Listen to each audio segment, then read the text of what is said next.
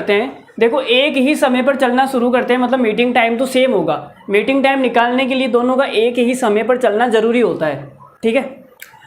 एक दूसरे की ओर चलते हैं, अब एक दूसरे की ओर चल रहे हैं, एक इधर से जा रहा है 75 और एक इधर से आ रहा है 60 की स्पीड से, तो जब रिलेटिव स्पीड निकालेंगे तो दोनों की स्पीड क्या हो जाएगी, जुड़ जाएगी, ठीक है, एक दूसरे के केस में। फिर क्या बोला है, एक दूसरे की ओर 75 और 60 की स्पीड से आते हैं, 20 मिनट के बाद में इन दोनों भाई साहब का मिलन हो जाता है। तो शुरू करने के पहले या शुरू करने के समय वे एक दूसरे से कितनी दूर थे, दोनों के बीच की दूरी कितनी थी, वो आपको बतानी है।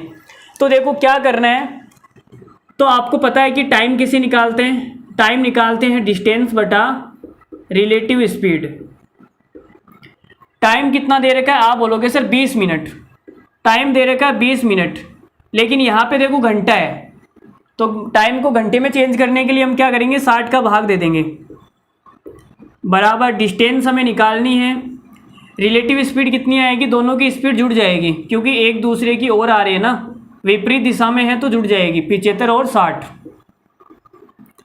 तो देखो कितना हो जाएगा ये, तो ये भाई साहब 0 से 0 तो गया, 2 एकम 2, 2 तिया, तो ये आ जाएगा 1/3 गुणा 75 और 60 को जोड़ेंगे तो कितना हो जाएगा 135, ये आ जाएगा 135 बराबर के अंदर डिस्टेंस।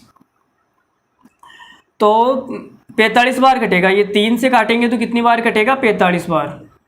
तो डिस्टेंस कितनी आ गई, 45 किलोमीटर।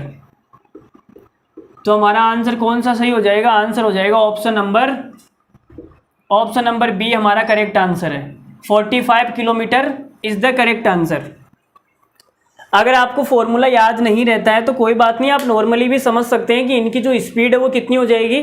आप बोलोगे सर 75 और 60 दोनों की जो स्पीड है मिला के हो जाएगी 135, मतलब कि 1 घंटे के अंदर ये भाई साहब 135 किलोमीटर चलते हैं।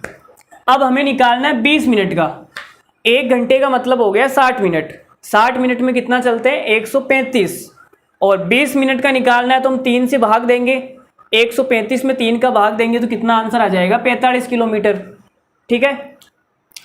तो आगे बढ़ते हैं।